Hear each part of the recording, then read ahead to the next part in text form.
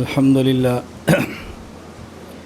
الحمد لله وحده لا شريك له والصلاة والسلام على من لا نبي بعده أما بعد فأعوذ بالله من الشيطان الرجيم بسم الله الرحمن الرحيم لإيلاف قريش إيلافهم رحلة الشتاء والصيف فليعبدوا رب هذا البيت الذي أطعمهم من جوع وآمنهم من خوف وقال الله تبارك وتعالى ما يفعل الله بعذابكم إن شكرتم وآمنتم وكان الله شاكرا عليما وقال الله تبارك وتعالى لئن شكرتم لأزيدنكم ولئن كفرتم إن عذابي لشديد اللهم صل على محمد وعلى آل محمد كما صليت على إبراهيم وعلى آل إبراهيم إنك حميد مجيد اللهم بارك على محمد وعلى آل محمد كما باركت على إبراهيم وعلى آل إبراهيم إنك حميد مجيد۔ اللہ تعالیٰ نے ہمیں پیدا فرمایا اور ہماری پیدائش کا مقصد خود ارشاد فرمایا وَمَا خَلَقْتُ الْجِنَّ وَالْإِنسَ إِلَّا لِيَعْبُدُونَ۔ اللہ تعالیٰ پیدا فرماتے اور پیدائش کا مقصد خود نہ بتاتے تو ہم میں سے ہر شخص اپنے دماغ، اپنی فکر، اپنی سوچ، اپنی فہم کے مطابق اس کا فیصلہ کرتا کہ اللہ نے ہمیں کیوں پیدا فرمایا۔ تو جس نے پیدا فرمایا اس نے پیدائش کا مقصد خود بتا دیا۔ اب کسی شخص کو اپنی عقل کے بلکہ ناقص عقل کے گھوڑے نہیں دوڑانے چاہیے۔ ہر آدمی اپنی تھیوری پیش نہ کرے، ہر آدمی اپنا فلسفہ پیش نہ کرے، ہر آدمی اپنی سوچ دوسروں پر مسلط نہ کرے۔ اللہ تعالی ہمارے خالق ہیں اور خود فرما رہے ہیں کہ میں نے تمہیں کیوں پیدا فرمایا، لیعبدون، تاکہ تم اپنی زندگی کا ہر لمحہ میرے حکم کے مطابق گزارو، اپنی زندگی کا ہر لمحہ میرے حکم کے مطابق گزارو، سر کے بال سے لے کر پاؤں کے ناخن تک پورا جسم میری مرضی کے مطابق چلاؤ۔ دیکھو دنیا میں جب بھی کوئی کمپنی کوئی چیز تیار کرتی ہے تو اس کے لیے ایک کتاب بناتی ہے، اس چیز کو اس کتاب کے مطابق چلانا ہے، پھر اس کتاب کے مطابق چلانے کے لیے بندے متعین کرتی ہے۔ اللہ تعالیٰ نے انسان کو پیدا فرمایا ہے، اس کو کیسے چلانا ہے کتابیں نازل فرمائی ہیں، پھر وہ کتابیں سمجھانے کے لیے انبیاء بھیجے ہیں، اور سب سے آخر میں حضرت محمد مصطفیٰ صلی اللہ علیہ وسلم کو آخری نبی بنا کر بھیجا ہے، اور آپ پر قرآن کریم سب سے آخری کتاب نازل فرمائی ہے۔ اب ہمارے ذمے ہم اپنے دنیا میں اپنے جسم کو قرآن کریم کی ہدایات کے مطابق چلائیں۔ لہذا یہ جو بعض خواتین کی طرف سے ایک بیہودہ قسم کا نعرہ لگایا جا رہا ہے کہ ہمارا جسم ہماری مرضی، وہ نہ جسم ہمارا ہے نہ مرضی ہماری ہے۔ جب جسم بھی اللہ نے دیا ہے تو مرضی بھی اللہ کی چلے گی نا۔ پہلا لفظ ہی غلط ہے کہ جسم ہمارا، یہ جسم ہمارا نہیں ہے، لہذا دوسرا جملہ خود بہت غلط ہو جائے گا کہ ہماری مرضی۔ جب جسم ہمارا نہیں ہے تو ہماری مرضی کیسی ہوگی؟ جس نے جسم دیا ہے اس کی مرضی چلے گی۔ جو اللہ کے دیے جسم کو اللہ کی مرضی کے مطابق گزارے گا دنیا اور آخرت میں چین پا جائے گا۔ جو اللہ کے پیدا کیے جسم کو اپنی مرضی کے مطابق گزارے گا وہ دنیا میں بھی بے چین ہوگا اور موت کے بعد بھی بے چین ہوگا، دنیا میں بھی رسوا ہوگا اور موت کے بعد بھی رسوا ہوگا۔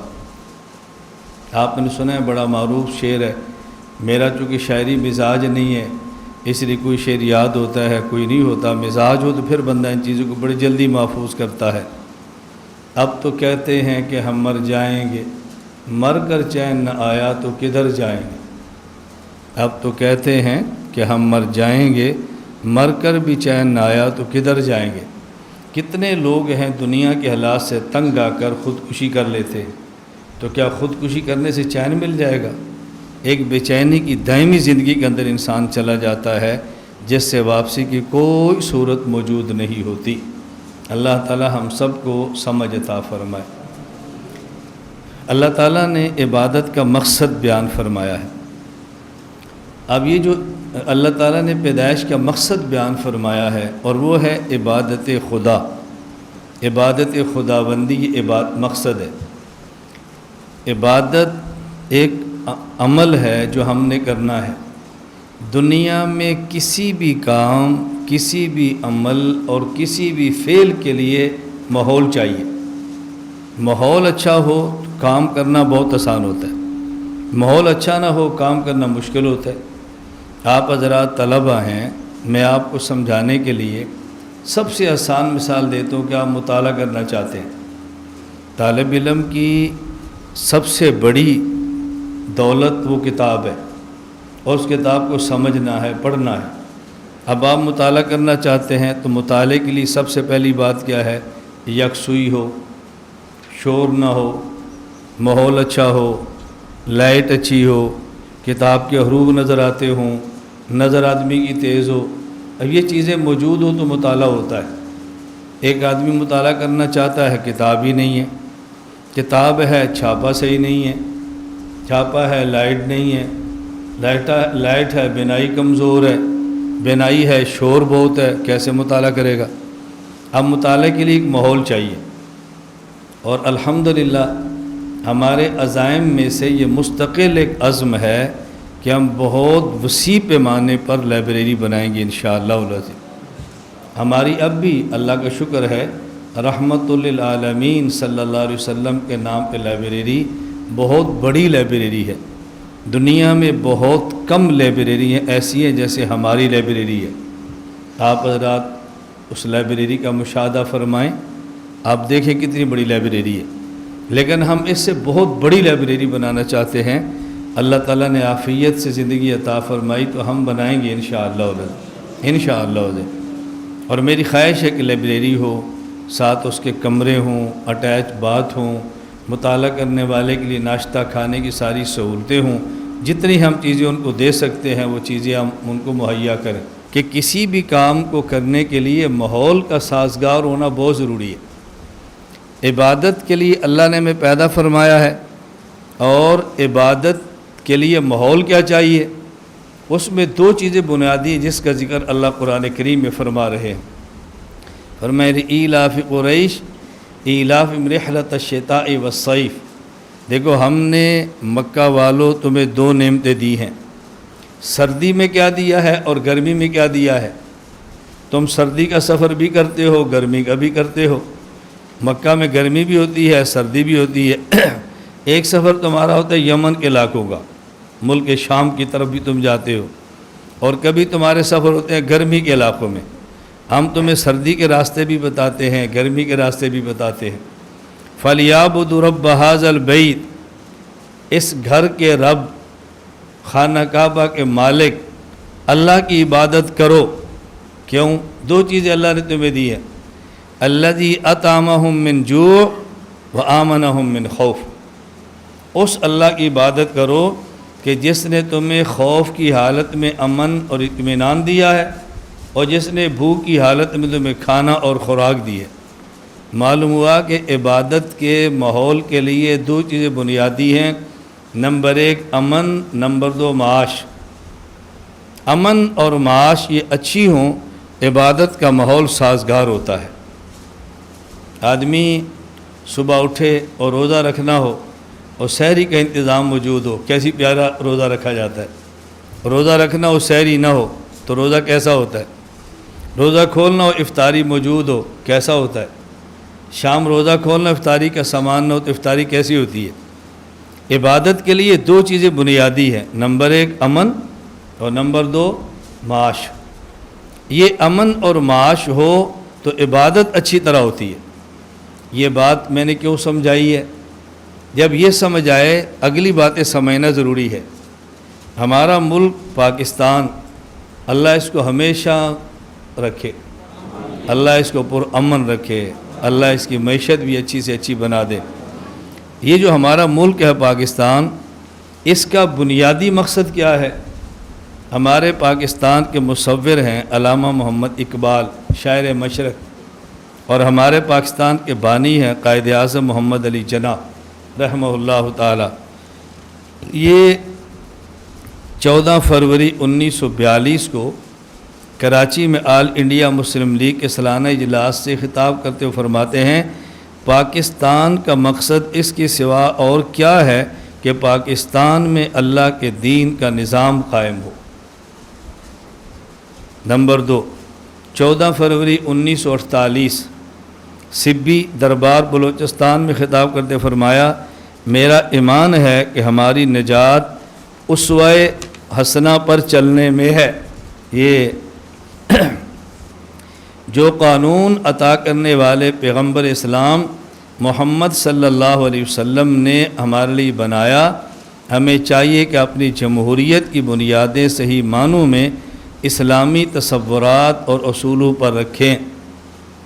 21 فروری 1948 کو افواج پاکستان سے خطاب کرتے فرمایا، اب آپ کو اپنے ہی وطن عزیز کی سرزمین پر اسلامی جمہوریت، اسلامی معاشرتی عدل اور مساوات انسانی کے اصولوں کی پاسبانی کرنی ہے۔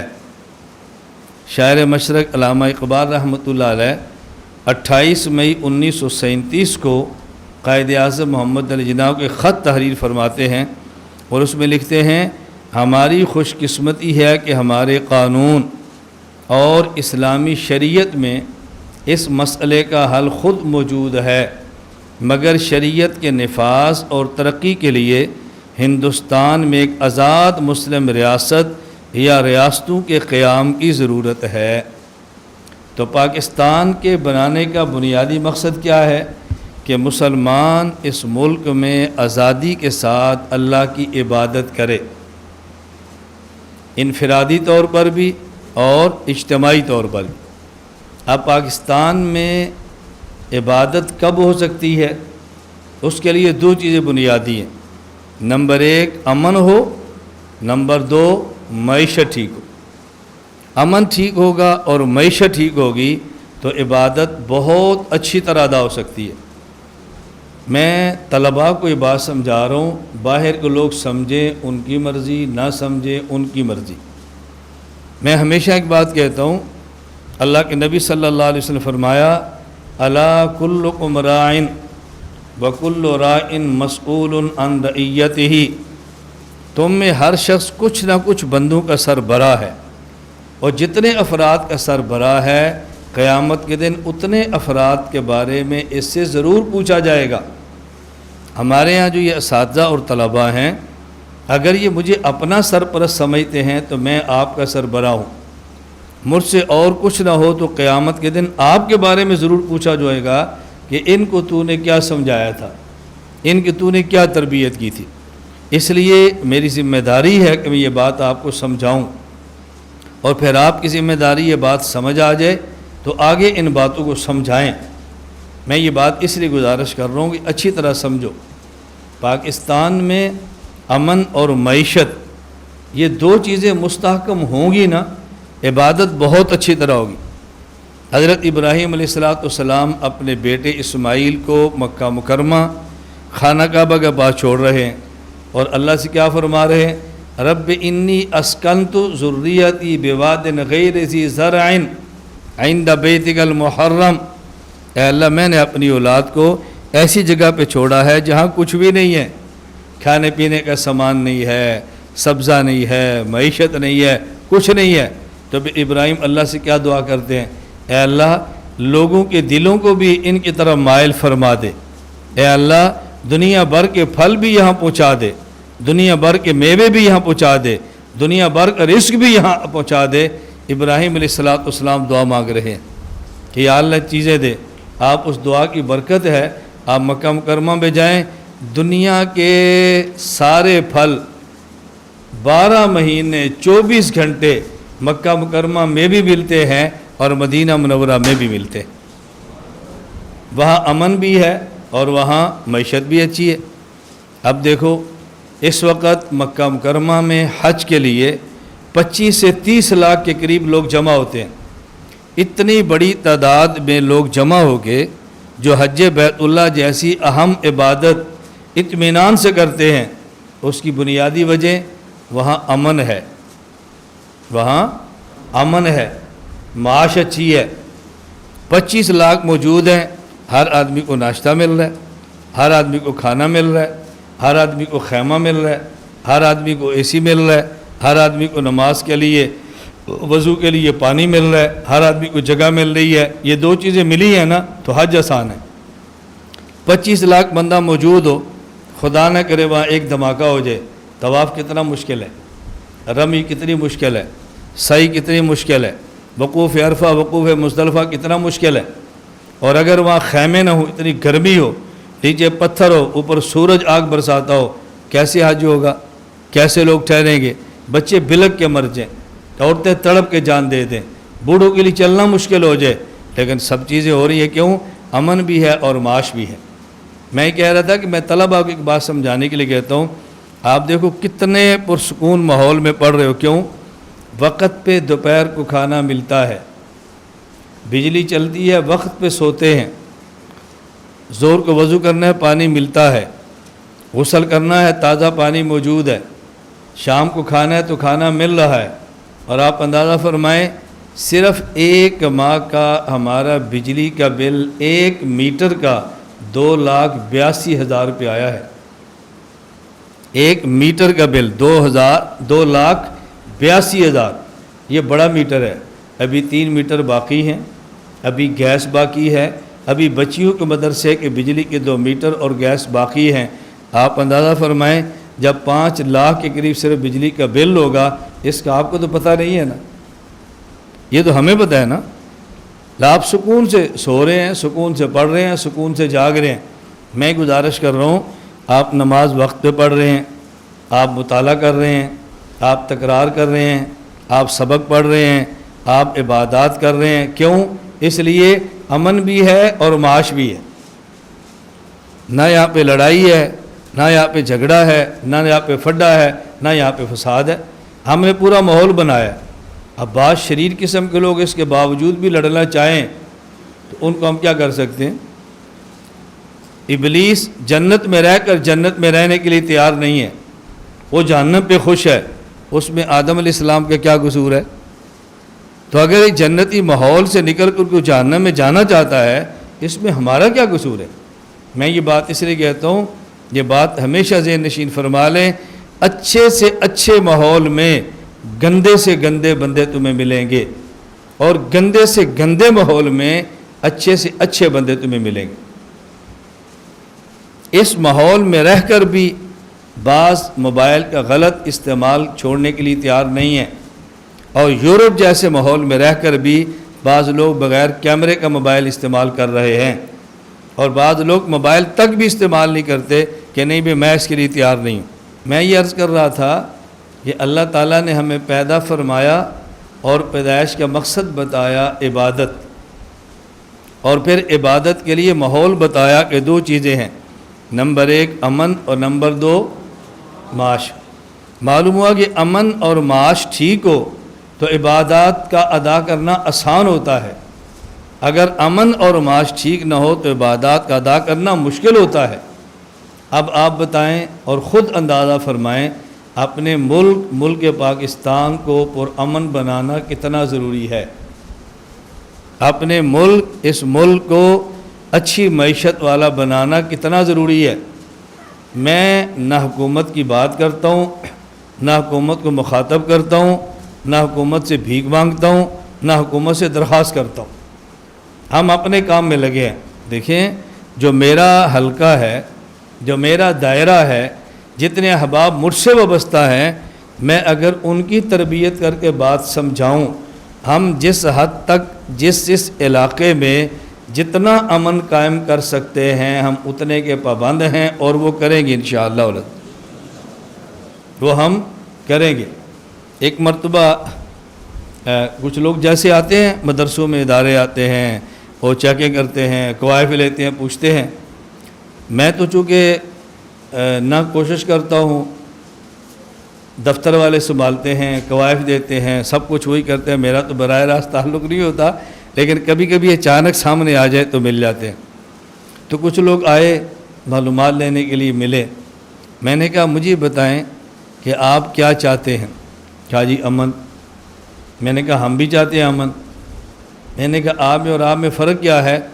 ہم کہتے ہیں کہ ملک میں دھماکہ ہو نہ، ہماری یہ محنت ہے، ایسی ذہن سازی کریں کہ کوئی بندہ دھماکہ نہ کرے، قتل و غارت نہ کرے، ملک میں توڑ پھوڑ نہ ہو، یہ ہماری محنت ہے۔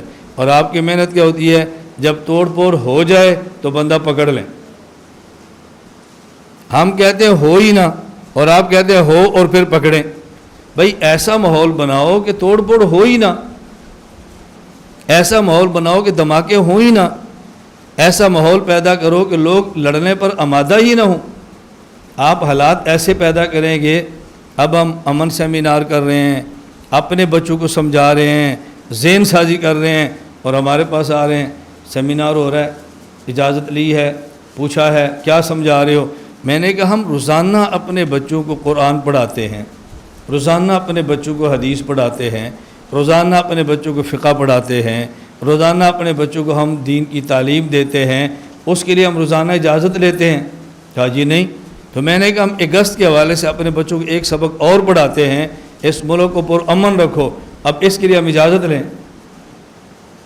عجیب سوچ ہے نا، کیسی عجیب فکر ہے۔ میں یہ بات سمجھا رہا ہوں۔ میں نے کہا بھی ہم چاہتے ہیں کہ اپنے بچوں کو سمجھائیں۔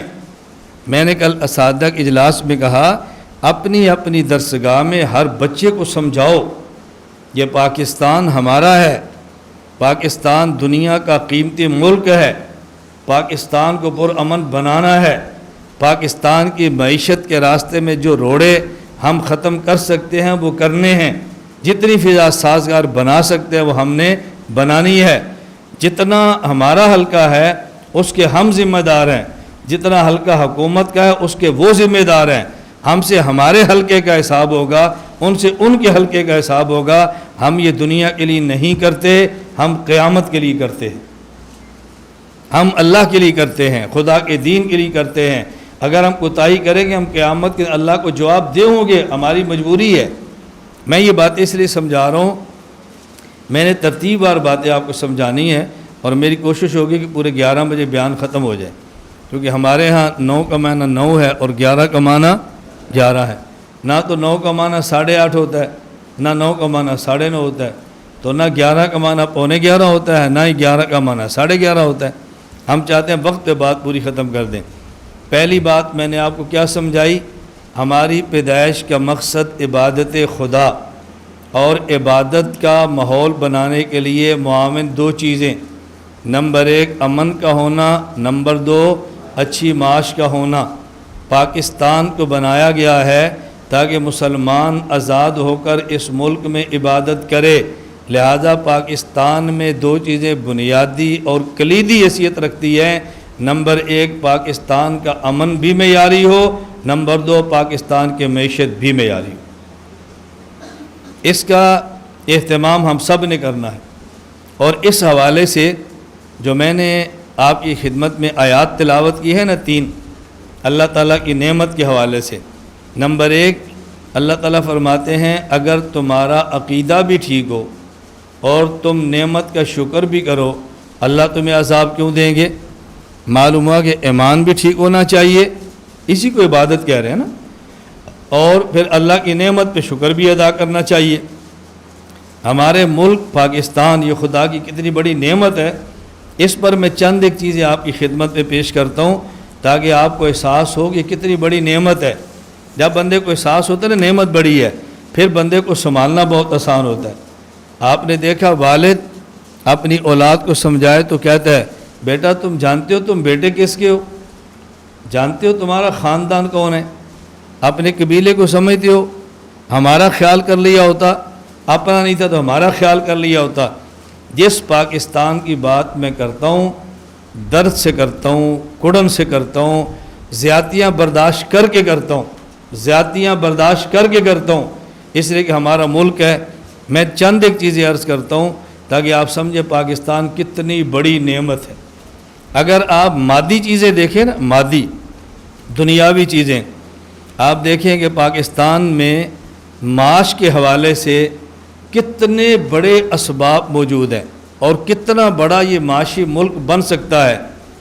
اس پاکستان میں نمبر 1 سمندر ہے، اور سمندر اتنا لمبا 1000 کلومیٹر لمبا ساحل ہے۔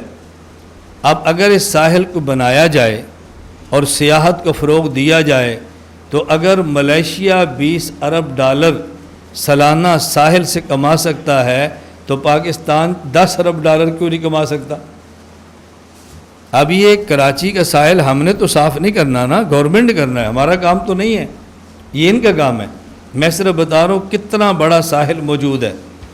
اچھا، پاکستان دنیا کا ایسا ملک ہے کہ جس میں دریا بھی ہیں، جس میں صحرا بھی ہیں، اور جس میں پہاڑ بھی ہیں، جس میں جنگل بھی ہیں۔ یہ ساری چیزیں ایک ملک میں میسر ہوں اور نیچرل فطرتی طور پر، یعنی مصنوعی نہیں ہے، حقیقی۔ سوئٹزرلینڈ میں چیزیں بنائی ہیں مصنوعی، ہمارے یہاں مصنوعی نہیں ہے، حقیقی جنگل، حقیقی سمندر، حقیقی دریا، حقیقی صحرا، حقیقی پہاڑ۔ اس قدر سیاحت کا سامان موجود ہے کہ صرف ہم صحیح طرح محنت کر لیں اور سیاحت کو لانے کا انتظام کر لیں تو شاید ہمارے ملک کی معیشت سیاحت کی بنیاد پہ کھڑی ہو جائے۔ اتنا بڑا سسٹم ہے۔ ہمارے پاکستان میں جھیلیں ہیں، آپ کا تو واسطہ نہیں پڑا نا، میں جا کر دیکھتا ہوں، آپ جھیلیں دیکھیں، لیکن ہمارا کیا ہوتا ہے، کلام سے آگے جائیں تو جھیل تک جانے کا روڈ نہیں ہے، روڈ ہو تو گاڑی نہیں ہے، سیاحت کا انتظام نہیں ہے، تو دیکھیے اس میں کسی کا قصور کیا ہے۔ میں عرض کروں نمبر 1 پاکستان میں یہ نعمتیں آپ دیکھیں، پاکستان میں دریا، سمندر، اور سمندر بھی گرم پانی، جس کے لیے روس افغانستان پہ حملے کر رہا ہے، کرتا تھا، کیوں؟ تاکہ پاکستان کے گرم پانی ملے۔ اتنی بڑی نعمت ہے پاکستان کے گرم پانی۔ گوادر ہے، آپ وہاں جائیں، دبئی کا سمندر بھی یوں ہے اور گوادر کا سمندر سیدھا یوں ہے، سیدھا تجارتی جہاز آئیں اور ایسے ساحل کے ساتھ لگ جائیں۔ ایسے دنیا میں ساحل نہیں ہے جس طرح گوادر خدا نے ہمیں دیا ہے۔ یہ جو سی پیک چل رہا ہے نا، یہ پایا تکمیل تک پہنچ گیا۔ رشیا، چائنا اور پاکستان یہ سب گوادر پہ بیٹھے ہیں۔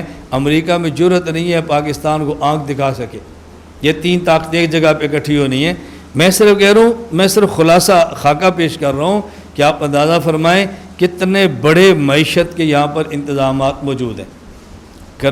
چائنا کا ایک بارڈر یہ ہے، ایک یہ ہے، اس بارڈر سے اس بارڈر آنے تک کم از کم 6-7 گھنٹے جہاز کے لگ جائیں گے، اور جب یہ گوادر کھل گیا تو چائنا بائی روڈ یہاں آئے گا اور سمندر کے ذریعے اپنے سامان کو افریقہ اور مڈل ایسٹ میں لے جائے گا تھوڑے پیسوں پر۔ تو اس کو چاہیے نا سی پیک بنے۔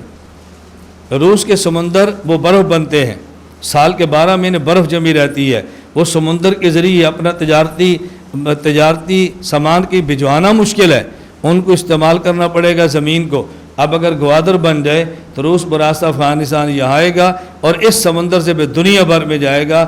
آپ سوچ سکتے ہو کتنی بڑی معیشت مستحکم ہوگی صرف گوادر کی وجہ سے۔ یہ تو میں ایک پوائنٹ پہ عرض کر رہا ہوں، اگر میں کھل کر اس پر بات کروں تو آپ سوچ نہیں سکتے کہ ہمارے ملک میں ایک ایک پوائنٹ کتنا بڑا ہے کہ جیسے پاکستان کی معیشت آسمان سے باتیں کریں۔ بس اللہ پاک ہمیں صالح حکمران عطا فرما دے، اللہ ہمیں صالح قیادت عطا فرما دے جو پاکستان کے ساتھ مخلص ہو اور پاکستان کا مال باہر کے بینکوں میں جمع نہ کرائے بلکہ باہر کے بینکوں کو پاسا پاکستان کے اندر لے آئے۔ اللہ تعالیٰ ہمیں ایسی قیادت عطا فرما دے۔ میں صرف یہ عرض کر رہا تھا، سمندر یہاں پہ، دریا یہاں پہ، صحرا یہاں پہ، پہاڑ یہاں پہ، جنگل یہاں پہ، ندیاں یہاں پہ اور چشمے یہاں پہ ہیں اور جزیرے یہاں پر ہیں۔ جزیرے، آپ سمندر کراچی میں جاؤ نا، چھوٹے چھوٹے جزیرے، میں بیرون جاتا ہوں، ہم جزیروں کی سیر کی نکلتے ہیں، عجیب سیاحت کا انتظام لوگوں نے کر رکھا ہے۔ یہ صرف سیاحتی معاملات ہیں، اور اگر آپ باقی چیزیں دیکھ لیں، پاکستان میں کروڑوں ٹن کی معدنیات موجود ہیں، گیس یہاں پر ہے، کوئلہ یہاں پر ہے، پٹرول یہاں پر ہے، ڈیزل یہاں پر ہے، فیول یہاں پر ہے، سونا اور چاندی یہاں پر ہے۔ اتنا بڑا ذخیرہ معدنیات کا یہاں موجود ہے کہ جو کئی 100 سالوں تک بھی ختم نہ ہو۔ بتاؤ پاکستان کی معیشت کتنی مستحکم ہو سکتی ہے۔ پھر پاکستان کا جو معاشرہ ہے، پاکستان کے معاشرے کے افراد اسلام پسند ہیں، ایمان پسند ہیں، دیندار ہیں، قانون پسند ہیں، محنت کرنے والے ہیں، محب وطن ہیں۔ ہم پالیسیاں بنا کر محب وطن کو وطن کا دشمن بنا لیتے ہیں۔ پالیسیاں ایسی بناتے ہیں کہ جس نے اپنا پسینہ اس ملک پہ لگانا تھا وہ اپنا خون دوسرے ملکوں پہ جا کے لگا رہا ہے۔ اگر اس مزدور کو یہاں مزدوری ملے، کوئی پاگل ہوگا اپنے ملک کو چھوڑ کر دوسرے ملک میں چلا جائے؟ جو آدمی سعودی عرب دیگر ملکوں میں جا کے قانون کی پابندی کرتا ہے، ہمارے ملک میں قانون کی پابندی کیوں نہیں کر سکتا؟ ہماری گاڑی موٹر وے پہ چڑھتی ہے، قانون کی پابندی کر لیتے ہیں، وہاں سے جی ٹی روڈ پہ اترتی ہے، قانون کی پابندی نہیں ہوتی۔ کیوں؟ موٹر وے پر قانون کی پابندی کروانے والے ہیں تو قانون کی پابندی ہوتی ہے، نیچے اتر کے قانون کی پابندی نہیں کرواتے تو قانون کی پابندی نہیں ہوتی۔ اگر قانون کی پابندی کروائی جائے، میں اپنے ذاتی مشاہدے اور تجربے کی بنیاد پہ کہتا ہوں کہ جس قدر قانون کی پابندی کرنے والے پاکستان کے باشندے ہیں، شاید آپ کو دنیا میں تلاش کرنے والے نہ ملیں۔ پابندی تو آپ نے کروانی ہے نا۔ ہمارے یہاں مرکز ہے، ہم طلباء کو ماحول دیتے ہیں، قانون کی پابندی کرتے ہیں، مطالعہ کے وقت مطالعہ کرتے ہیں، تکرار کے وقت تکرار کرتے ہیں، سبق کے وقت سبق پڑھتے ہیں، کھیل کے وقت کھیلتے ہیں۔ پابندی کیوں نہیں ہوتی؟ جب سربراہ پابندی خود کریں گے، عملہ پابندی کرے گا تو باقی ساری عوام پابندی کرتی ہے۔ اسی طرح ہمارے ہاں پاکستان کو آپ دوسرے زاویے سے دیکھیں، عسکریت کے حوالے سے، طاقت کے حوالے سے، پاکستان دنیا کی واحد اسلامی ایٹمی طاقت ہے۔ یہ چھوٹی بات نہیں ہے۔ اور پاکستان کی واحد فوج وہ ہے کہ جس کا ماٹو 3 چیزیں ہیں: ایمان، تقوی اور جہاد فی سبیل اللہ۔ اب اس فوج کا صحیح استعمال تو سربراہ نے کرانا ہوتا ہے نا، لیکن ماٹو کتنا اچھا ہے: ایمان، تقوی اور جہاد فی سبیل اللہ۔ پاکستان کی خفیہ ایجنسی دنیا کی واحد نمبر ایجنسی ہے، جس کو دنیا کی تمام ایجنسی تسلیم کرتی ہیں کہ ان جیسی صلاحیتیں ہمارے پاس موجود نہیں ہیں۔ اور دنیا میں جتنی بھی بڑی بڑی فوجی طاقتیں ہیں، پاکستان چھوٹا ملک ہونے کے باوجود فوجی طاقت کے اعتبار سے 7ویں نمبر پر ہے۔ 40 ملکوں نے اسلامی نے مل کر جب ایک طاقت بنائی ہے تو اس کا سربراہ پاکستان کے سابق آرمی چیف کو چنا گیا ہے۔ اس کا معنی یہ ہے کہ 40 ممالک پاکستان کی طاقت کو تسلیم کرتے ہیں۔ میں گزارش کرتا ہوں کہ ہر اعتبار سے ہم ہیں۔ اسی طرح اگر آپ پاکستان کا اسلامی ماحول دیکھیں گے تو جتنے حفاظ ہر سال پاکستان سے نکلتے ہیں، دنیا میں کہیں سے نکلتے۔ بہت سارے ممالک سعودی عرب وغیرہ میں بجٹ حکومت دیتی ہے، حفاظ کم نکلتے ہیں، اور یہاں حکومت بجٹ نہیں دیتی، مدارس کے بجٹ ختم کرنے کے پلان بناتی ہے، اور پھر بھی حفاظ زیادہ یہاں پہ نکلتے۔ آپ بتاؤ، اگر حکومت سپورٹ کر لیتی، سپورٹ نہ کرتی، مخالفت ہی چھوڑ دیتی، آپ اندازہ فرماؤ حفاظ کی تعداد کتنا گنا بڑھ جاتی۔ حفاظ سب سے زیادہ، علماء سب سے زیادہ، مدارس سب سے زیادہ، مساجد سب سے زیادہ، تبلیغ مراکز سب سے زیادہ، خانقاہیں سب سے زیادہ۔ الحمدللہ ثم الحمدللہ، جس قدر اسلامی تشخص اور مذہب اور دین پاکستان میں ہے تو ان میں دنیا میں تلاش کرنے میں شاید کسی ملک میں اس طرح ملے۔ اس کا معنی یہ ہے پاکستان ایک ایسا ملک ہے جہاں اسلام پسند بھی ہیں، الحمدللہ، معیشت کے اسباب بھی ہیں، مادی اعتبار سے بھی طاقتور ملک ہے۔ اللہ تعالی ہمیں اس نعمتوں کی قدر کرنے کی توفیق عطا فرمائے۔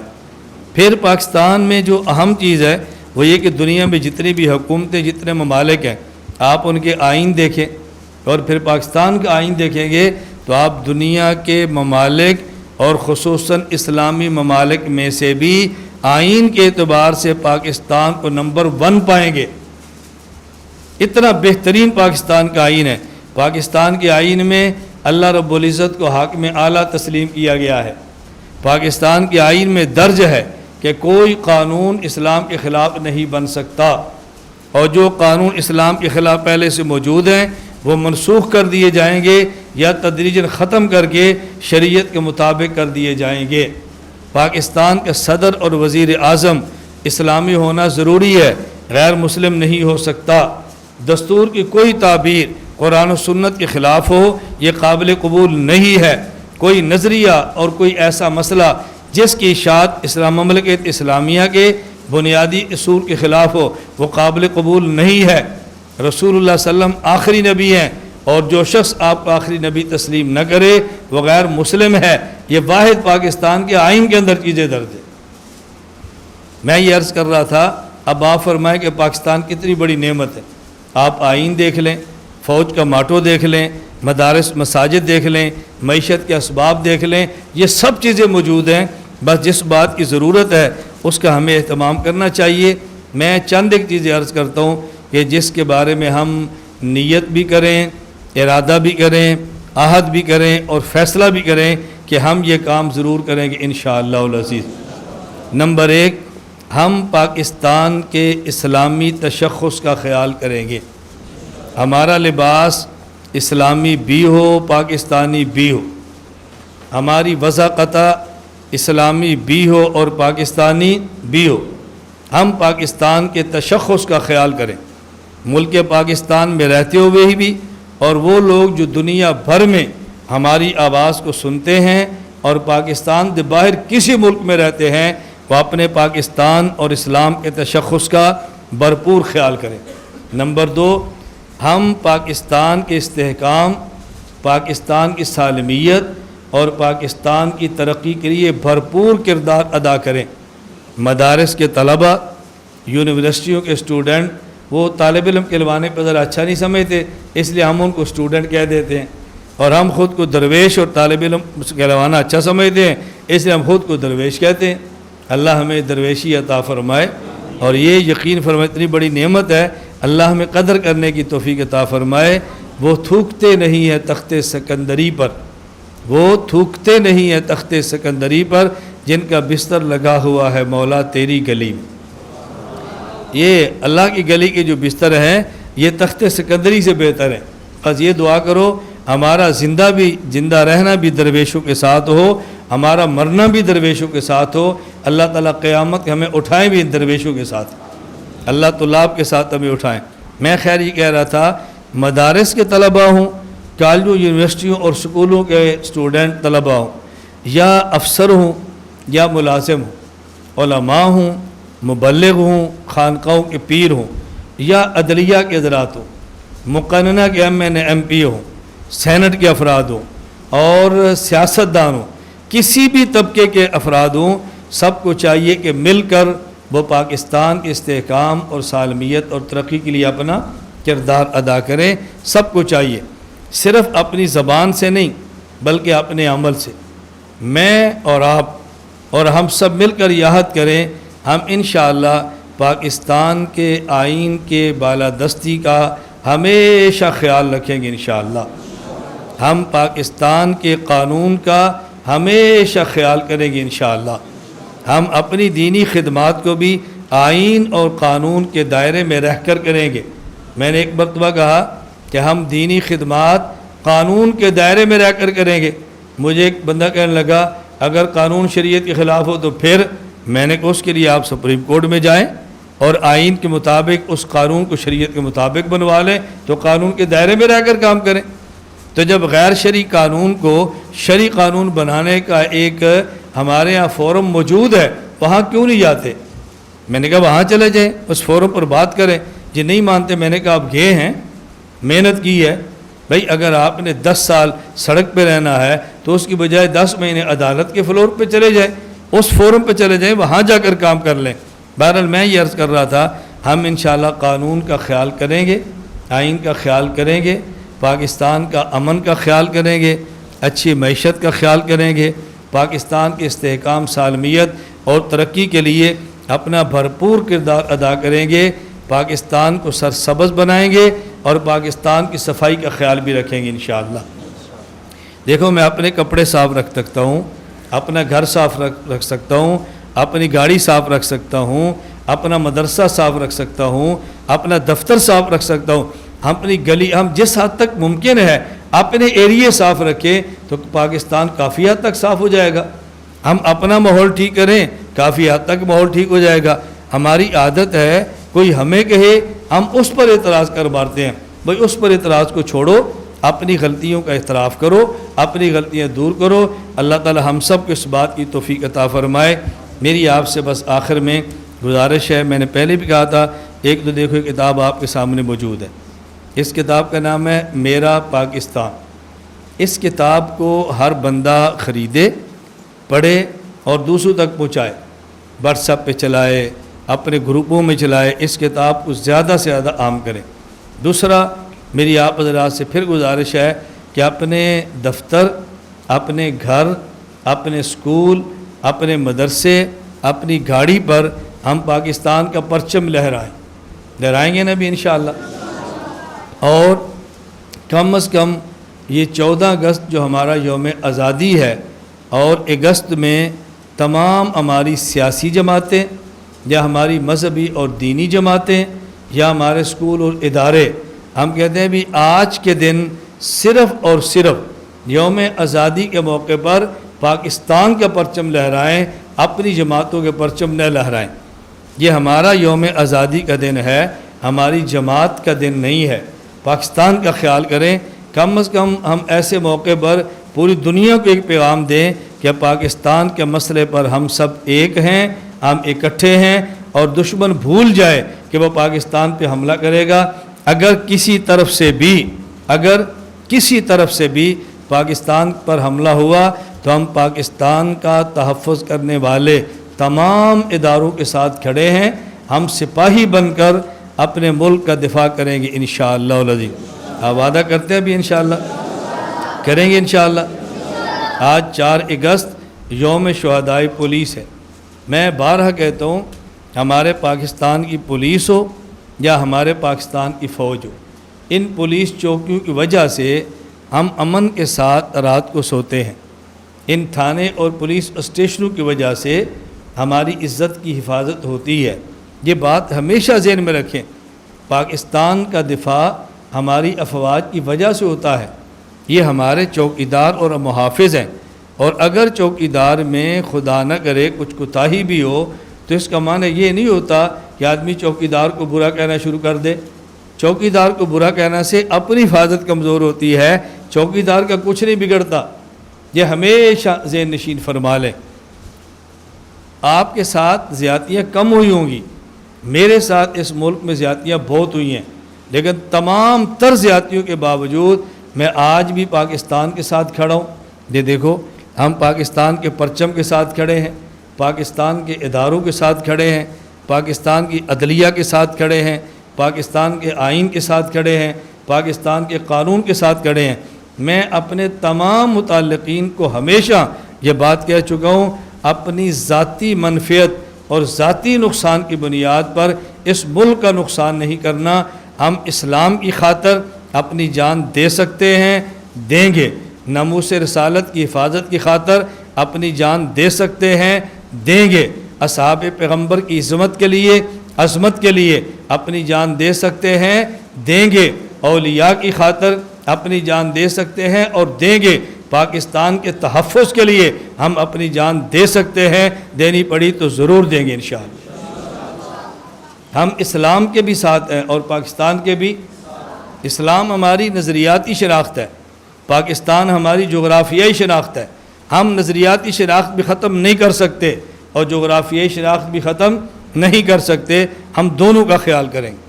اور میں یہ بات بڑی وضاحت سے کہہ رہا ہوں، دیکھو لوگ تو سیمینار کریں، آپ حیران ہوں گے۔ میں بھی یہ 1 اگست کی بات ہے، میں کہہ رہا تھا 1 اگست کو سب سے پہلے پاکستان کے عنوان پر بیان میرا آیا ہے، ابھی پاکستان گورنمنٹ کا بھی نہیں آیا۔ سیمینار ہمارا ہوا ہے، ابھی پاکستان حکومت نے بھی نہیں کیے۔ یہ پرچم ہمارے بچے لہرا رہے ہیں، ابھی تک سکول کے بچوں نے نہیں لہرائے۔ یہ پرچم ہمارے بچے لہرا رہے ہیں، ابھی سکول کے بچوں نے نہیں لہرائے۔ میں اپنے ڈرائیور سے کہہ رہا تھا کہ عجیب بات یہ ہے کہ اپنی گاڑی کے بونٹ پر پرچم میں نے لگایا ہے، ابھی تک شاید کسی فوجی نے بھی نہ لگایا ہو، ابھی تک شاید کسی سیاستدان نے بھی نہ لگایا ہو، بلکہ میں کہہ رہا تھا کہ میں نے دیکھا نہیں، شاید ایسا ہو، میں انکار تو نہیں کر سکتا، لیکن میرے علم میں نہیں ہے کہ 1 اگست ہو اور اپنی پاکستان کی اپنی گاڑی کا پورا بونٹ پرچم کا بنا دیں۔ میں نے کہا میرے علم میں کوئی نہیں ہے میرے علاوہ، اس کا اہتمام ہم کرتے ہیں، اور پھر بھی کوئی ہمیں شک کی نگاہ سے دیکھے، ہم اپنی صفائی نہیں دیتے، نہ ہمیں صفائی دینے سے غرض ہے، نہ ہم یہ سیمینار صفائی کے لیے کرتے ہیں۔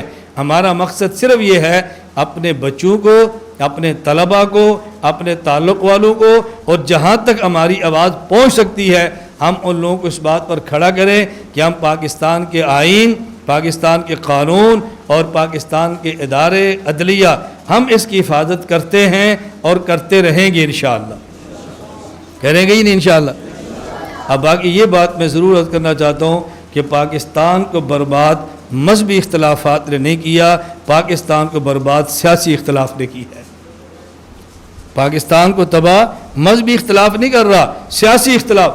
ہر قانون بن رہا ہے فرقہ واریت، ہر قانون بن رہا ہے مذہبی منافرت۔ بھائی قانون بناؤ سیاسی منافرت پہ، تباہ ملک کو آپ کر رہے ہو، تنخواہیں آپ لے رہے ہو، لڑائی آپ لے رہے ہو، دنیا میں جگ ہنسائی کا سبب آپ بنا رہے ہو، اور بدنام ہمیں کر رہے ہو۔ ہم اگر کسی بات کر کے نہیں، چیلنج ہے، کہتے ہیں کیا تم نے مناظرے کر رکھے ہیں، اور ہر سیاستدان اٹھتا ہے میں چیلنج کرتا ہوں مجھ سے مناظرہ کر لیا جائے۔ یعنی اگر کوئی مذہب کے نام پر کہہ دے میں چیلنج کرتا ہوں، کہتے ہیں فرقہ واریت ہے، اور کوئی سیاست کے نام پر کہہ دے میں چیلنج کرتا ہوں، کہتے ہیں یہ آزادی رائے ہے، ان کو حق حاصل ہے۔ میں یہ عرض کروں جو تباہی اس ملک میں آ رہی ہے علماء کی وجہ سے نہیں آ رہی، یہ سیاستدانوں کی وجہ سے آ رہی ہے۔ اس لیے علماء کی تربیت تو الحمدللہ ہو رہی ہے، ہماری خواہش ہے کہ سیاستدانوں کی تربیت بھی ہو۔ ہم تو سیاسی جماعتوں سے کہتے ہیں کہ ہمارا صراط مستقیم کورس ہے، کچھ وقت آپ ہمیں دیں، ہم آپ کو صراط مستقیم کورس کرواتے ہیں انشاءاللہ۔ اپنے کارکن دیں، اپنے افراد دیں، ہم تربیت کرتے ہیں، کچھ عرصہ ہمارے ساتھ گزاریں، اس ماحول میں ٹھہریں، آپ پاکستان کی سیاست میں کام کریں، کو منع کرتا ہے؟ اللہ تعالیٰ میں بات سمجھنے کی توفیق عطا فرمائے۔ اللہ پاکستان کو تمام خلف شاروں سے محفوظ رکھے۔ وآخر دعوانا ان الحمدللہ رب العالمین، الحمدللہ رب العالمین، والصلاۃ والسلام علی رسولہ وعلی آلہ وصحابہ اجمعین۔ اے اللہ کریم ہمارے اس ملک کی حفاظت فرما، اے اللہ اس ملک کو امن مثالی بنا دے، اس ملک کی معیشت مثالی بنا دے۔ اے اللہ میں غیروں سے بھیک مانگنے والا نہ بنا، اپنے در سے مانگنے والا بنا دے۔ اللہ اپنے در کا محتاج بنا کر غیروں سے غنی فرما دے۔ اے اللہ میں اسلامی اور پاکستانی غیرت اور حمیت عطا فرما۔ یا اللہ پاکستان کو اندرونی اور بیرونی خطرات سے محفوظ فرما۔ اے اللہ ہر قسم کے شر سے محفوظ فرما۔ اے اللہ کریم، اے اللہ کریم ہمارے ملک کو تا قیامت باقی رکھ۔ اے اللہ اس کو دین اور اسلام کا گہوارہ بنا دے۔ یا اللہ جو اس ملک کی خاطر اپنی جان دیتے ہیں، اے اللہ کریم ان کے درجات بلند فرما۔ جو دین کی خاطر جان دیتے ہیں ان کے درجات بلند فرما۔ اے اللہ مساجد، مدارس، تبلیغی مراکز اور خانقاہوں کی حفاظت فرما۔ اے اللہ کریم سکول، کالجز، یونیورسٹیز اور تجارتی مراکز سب کی حفاظت فرما۔ اے اللہ اس قوم کو متحد اور متفق فرما۔ اے اللہ کریم اس ملک سے فرقہ واریت اور دہشت گردی کو ختم فرما۔ اے اللہ ہمارے ملک کے سیاستدانوں کو بھی ہدایت عطا فرما۔ اے اللہ ان کو بھی ایک جگہ پہ جمع ہونے کی توفیق عطا فرما۔ اے اللہ ان سب کو پاکستان کی سالمیت اور استحکام کے لیے مل کر کام کرنے کی توفیق عطا فرما۔ اے اللہ کریم اس مرکز کو شاد اور آباد فرما۔ یا اللہ اس کو شاد اور آباد فرما۔ اے اللہ شاد اور آباد فرما۔ جو ضرورتیں اپنے کرم سے پوری فرما دے، جو دعائیں مانگی اپنے کرم سے قبول فرما لے۔ وصلی اللہ تعالی علی رسول خیر خلقہ محمد وعلی آلہ وصحابہ اجمعین، آمین برحمتک یا ارحم الراحمین۔